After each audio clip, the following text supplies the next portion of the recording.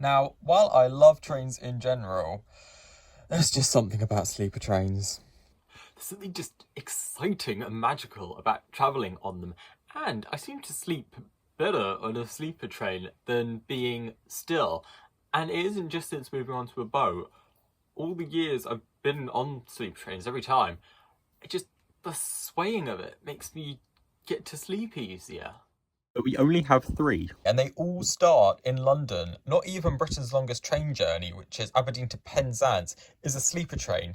It's a 13-hour journey all throughout the day. And that is the corridor which I think is perfect for having services away from London, as I feel that stretch of line going from Scotland to southwest England just accentuates how long and thin our island is. So I would introduce Cornwall to Edinburgh, South Wales to Edinburgh, and Weymouth to Glasgow. And I may have it that these Southwest South Wales to Scotland services take the place of the Lowland sleeper, and that the London to Glasgow sleeper be canned.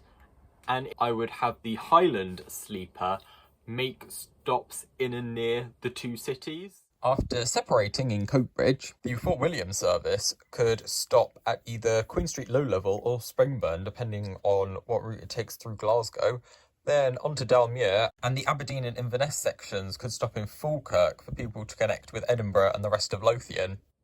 But the biggest service introduction I want to see regarding sleeper trains is international ones. And nowhere has aced the game more in recent times than ÖBB in Austria with its night jet.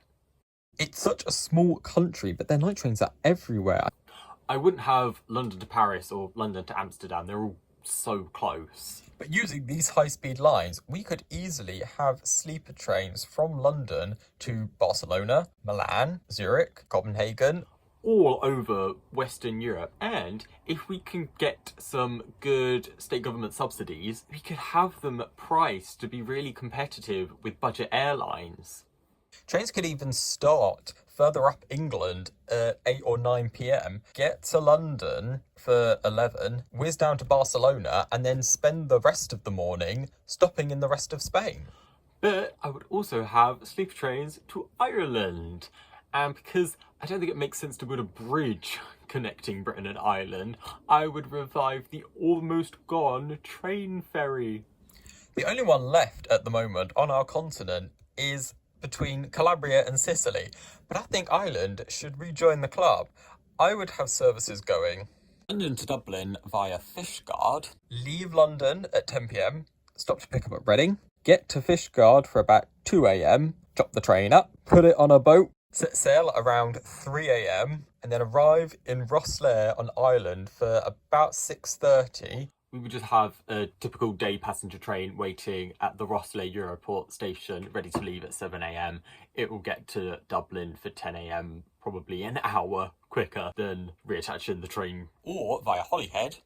Leave at 11 p.m, get to Holyhead for 2:25 a.m, chop the train up onto the boat and set sail for 3:30, and then dock into Dublin or Dunleera for about 7 a.m, and then London to Belfast. This would leave Euston for about 11 p.m. and arrive in Stranraer for 6 a.m. So late enough, you'll be awake. They won't have to spend an hour chopping the train up to drive it onto the boat. You can just wake up and walk onto the boat.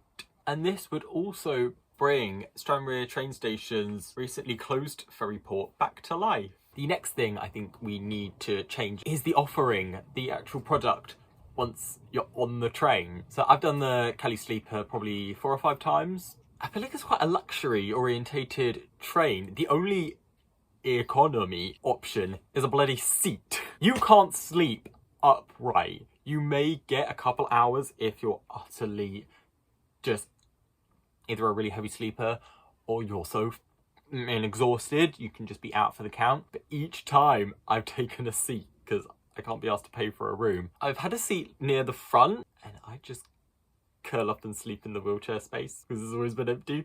So I would ditch the seats and bring back cachettes. For each of my sleeper train services, I would just have a standard 3 levels of bed on offer.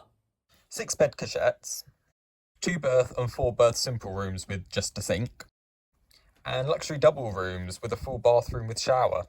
And of course, a restaurant car for all passengers to use with a range of meal options, free breakfasts, and all types of little nibbles for everyone.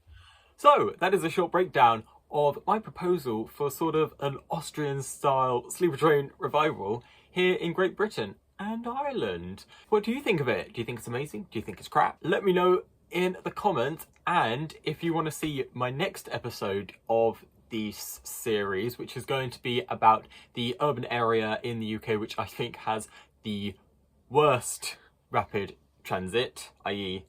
none, West Yorkshire, then subscribe to see when that is released. All that's left to say is, I've been Jack the Intrepid Train Traveller, and I'll see you in the next one.